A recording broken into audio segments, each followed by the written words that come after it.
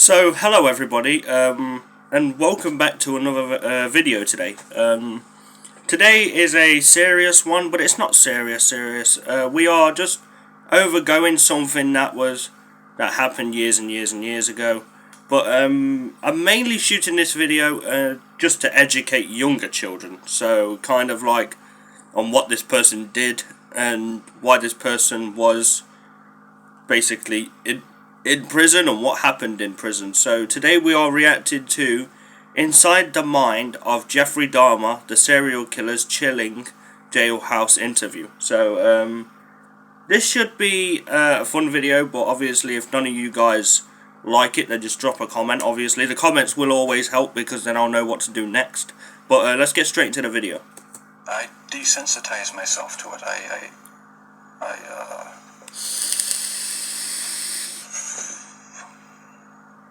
I don't know, I went to great lengths. He is pure evil, but you'd never know it by looking at him. But when you hear him, that's another story.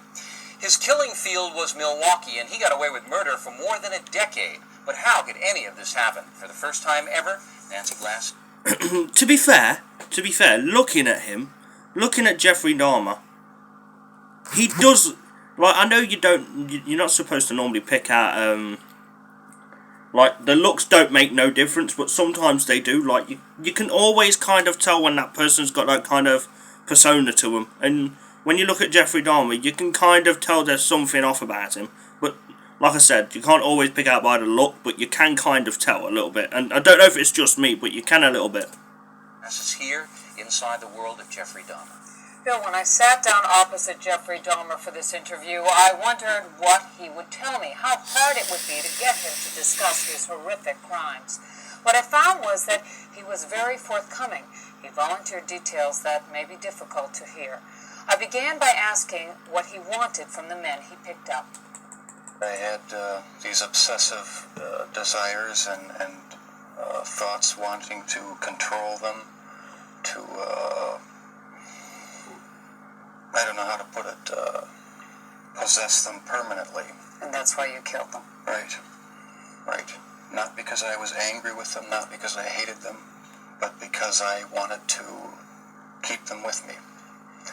And as my obsession grew,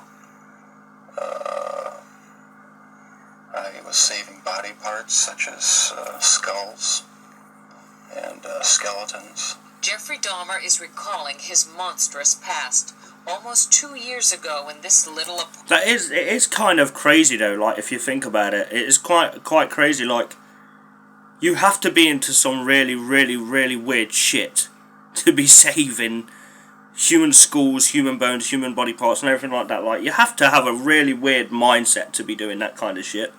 It's kind of insane, to be fair, because, like, I don't know, like, there's evil and then there's beyond evil, and obviously the amount of people he did actually kill was quite insane, and obviously that kind of changes when he gets caught and goes to prison, because a lot of bad stuff happens when he's in prison as well.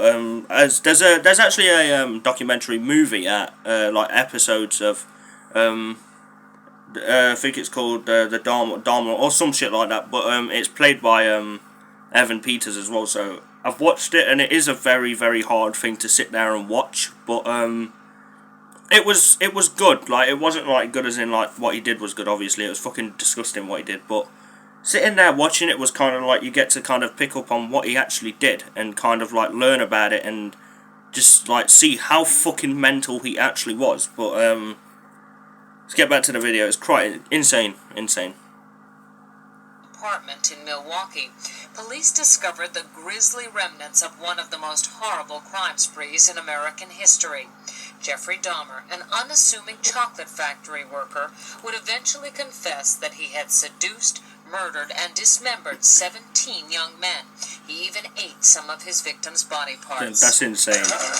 He instantly became the center of worldwide media attention, a serial killer unmasked. There were protests and press conferences in Milwaukee as people tried to understand how this could have happened in their midst. How did Jeffrey Dahmer get away with murder after murder for 13 years? How did a boy born into a hard-working, middle-class family turn into the worst kind of monster imaginable? See, 13 years is insane. He managed to kill for 13 years. That is absolutely fucking mental. Now, I didn't know that. I didn't know he managed to kill for 13 years. That is insane shit. And quite frankly, back then as well, when he done that, obviously this interview was in like 1993, 1992. So obviously back then, when it was like when he did it and he started doing all the crazy shit he did, there was no kind of thing like there is now. So there was no like easy way of finding out people are killing. There's like, we have so much more electronics. We have so much more stuff that police officers and over in America and that lot, they can use now. So he definitely wouldn't have lasted 13 years if he was doing it. And obviously he was in this kind of era. He wouldn't last that long. But it's quite insane, to be fair. Quite mental. In this exclusive interview, we put those questions to Jeffrey Dahmer himself. We met with him at the maximum security prison where he is serving his sentence of 999 years. For the first time, he talks about his crimes and gives us a chilling look inside the mind of a serial killer. It's a process. It doesn't happen overnight. When you depersonalize another person and view them as just an object for pleasure instead of a living, breathing human being, it seems to make it easier to do things you shouldn't do. The reason why Jeffrey Dahmer was able to get away with his crimes was because of just what you are seeing here. Jeffrey Dahmer is intelligent and articulate. That is what makes him so frightening. But if you listen carefully to his words throughout this interview, you realize it is a thin disguise. You do sound, though, like the kind of person who could have said to himself, "This is wrong. I must stop." I always knew that it was wrong, but after the first killing was not planned. I was coming back from the shopping mall back in '78. I had fantasies about picking up a hitchhiker and taking him back to the house and having complete control and dominance over him. The hitchhiker's name was Stephen Hicks. He was just 18. That's Jeffrey insane. Dahmer took him to his parents' house. There he strangled him with a barbell. He dismembered the body and hid it in a drain pipe. It was Jeffrey Dahmer who gave those details to the police in his confession. No one had a clue as to what was happening for over a decade. During that time, Jeffrey Dahmer joined the army and was sent to Germany. He was eventually discharged for a drinking problem and returned to Ohio. 9 years after Stephen Hicks' murder, the killing began again. What happened to you in the 9 years in between that you were able to stop? Like, that's insane as well. Like, he had so much going for him. He went to the army in Germany, which is like, obviously, like, you're putting your life on the line, but I mean, like, that's insane. Like, he went to the army, he was an intelligent guy, so with that intelligence, he went to the army. He could have got himself like a really, really, really well paid job. He could have, I don't even know. He could have just been anything but a serial killer and a cannibal, is what I'll call it. A fucking cannibal. If you're gonna eat people, you're a cannibal. But he would have had quite a lot going for him. But obviously, he went down the wrong tracks and decided to kill and eat people. But, so fair enough. That you were able to control yourself. Just wasn't an opportunity to fully express what I wanted to do. There was just not the physical opportunity to do it then. And I started, when I moved to Milwaukee in '81, I started reading pornography, going to the bookstores. Eventually that led to frequenting the gay bars, and then I One time I brought this young man back to the hotel room, the Ambassador Hotel. Was just planning on drugging him and spending the night with him. Had no intention of hurting him. When I woke up in the morning, he had a broken rib here. Was heavily bruised. Apparently I had beaten him to death with my fists. And you have no memory I of it? have no memory of it. But that's what started the whole spree all over again. Dahmer says he snuck the corpse of his victim, That's Stephen insane. Toomey, out of his hotel room in a suitcase. Then he took it to his grandmother's house, where he cut up the body and put it in plastic garbage bags. When you killed these men, afterwards, were you repulsed? Were you upset? No, at the time it was almost addictive. It was almost a surge of energy. I wouldn't have to. Yeah, that's quite insane. That's quite mad, to be fair with you. You have to have some like really weird thoughts to be able to do something like that. He took it over to his fucking grandma's. What would he have done if his grandma caught it? That would have been crazy shit. That would have been mental. Like trying to explain that to your nana, innit? It'd be crazy shit. But that's mental. That. Worry about any of their needs or anything. I just had complete control of the situation. But Jeffrey Dahmer was out of control. The urge to kill had overpowered him.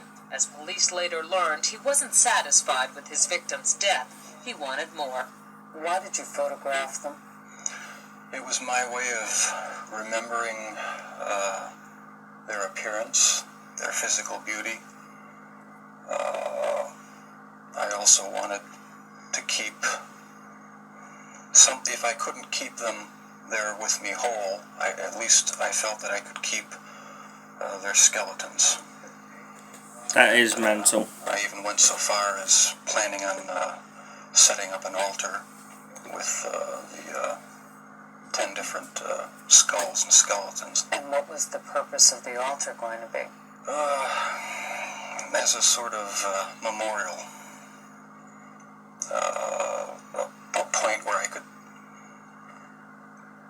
I don't know, it's so bizarre and strange, it's hard to describe. A place where I could collect my thoughts and feed my obsession. When the bodies were still in your apartment. So basically, what happened then is he killed one person, and that was apparently like accidental. He didn't want to, but he did, which makes no sense to him. The second one he killed by an accident and he didn't even realise. But so it does sound like there's something fucking mental going on in his head. And then obviously, like he's just said, it became an addiction for him to kill. So hence why he managed to kill so many people. So obviously it was an addiction for him. It's insane, to be fair. I don't think we're going to get through this whole video, because I don't think I'm going to be able to do the whole video, to be fair. But we're going to try and do a little bit more, about 5 minutes at least. But it's quite insane, to be fair with you. There was no time when you would see them and say, "This is grotesque. What have I done?" There were times, but a compulsive obsession with doing what I was doing overpowered any feelings of revulsion. This man, with a quiet, almost shy demeanor, became a master manipulator who was able to lure strangers he met at gay bars to his apartment.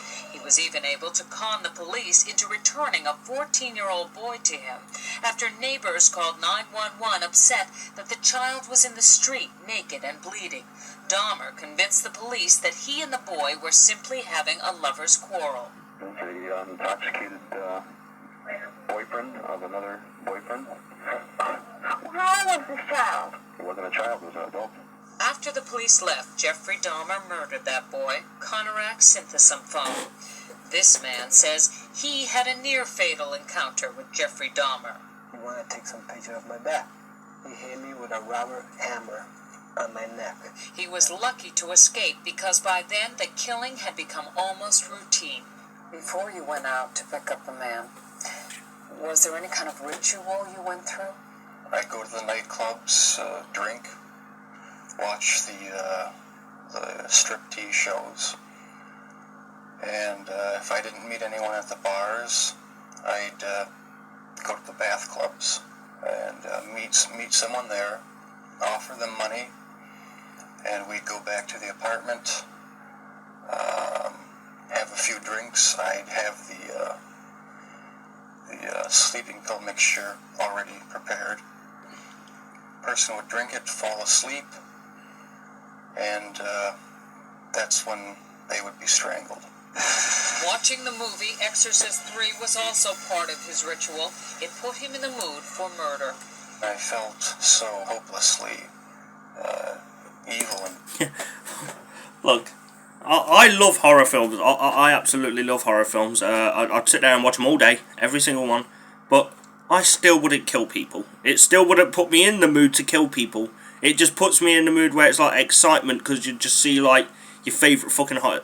Say for instance Freddy fucking Krueger, man. Also, he's amazing, the best. He's the best. Him and Chucky fucking up. But it wouldn't make me want to kill people. It wouldn't put me in the mood for that kind of stuff. It would put me in like a relaxed kind of mood to like relax and watch a movie, same as it would with any movie. But obviously, clearly, what we're learning at the minute is he was gay. He had an obsession with men.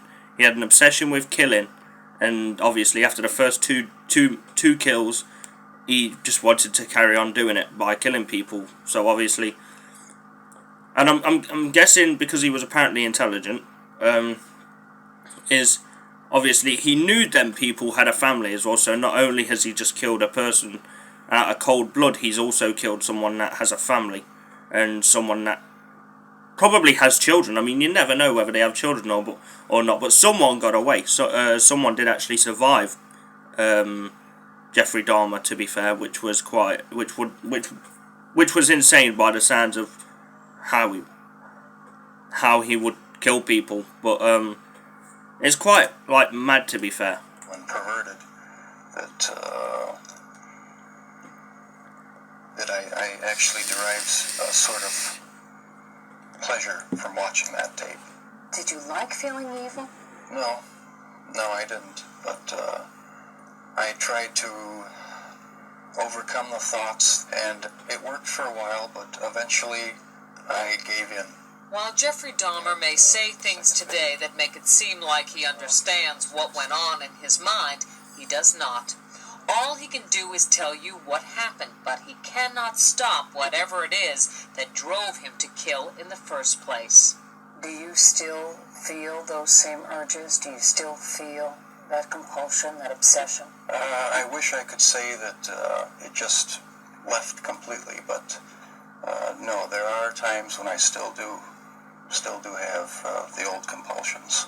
Jeffrey Dahmer says as time went on, his mind became more and more warped, and yet he was clever enough to continue to elude police and lure young men to his apartment. We should warn you, the details are very graphic. I started having these obsessive thoughts when I was about 15 and 16, and they got worse and worse. What were your fantasies about? They were sexual fantasies of control, power, complete dominance. They became reality. Was there pleasure in that fantasy? There was excitement, fear, pleasure, all mixed together. Jeffrey Dahmer fulfilled his fantasies by murdering and dismembering 17 young men. In time, his desires became more extreme, his deeds more grotesque. Listen to him talk about the most unnatural things in the most matter-of-fact of ways. That's when you realize that none of it has touched him. I was branching out. That's when the cannibalism started. Eating of the heart and the arm muscle. It was a way of... We are going to pause it there. That's mad. That is insane shit, to be fair. That is insane. He used to eat the heart, which is absolutely... That's grim. I got backache. That's insane shit. Jesus Christ. He used to... Right, so what we've learned at the minute then is he was intelligent. He's killed God knows how many people. He used to eat them, as well, which is also fucking mental. And he managed to kill so many, 17 people. Would have been 18 if that other guy didn't escape. 17 people in the space of 13 years, I think it was, or 17, I can't remember, but it was like 13 or 17. That is insane. That's crazy to kill that many people in that many years. That's basically like one a year. That's just mad, to be fair with you. But we will get to the rest of this video some other time, but quite frankly, I don't want to do it all today. Thank you very much for watching. If you enjoyed, please like and subscribe. And if you didn't, just write a comment and tell me what I could have done better, or write a comment and tell me what you'd like to see next. Thank you for watching.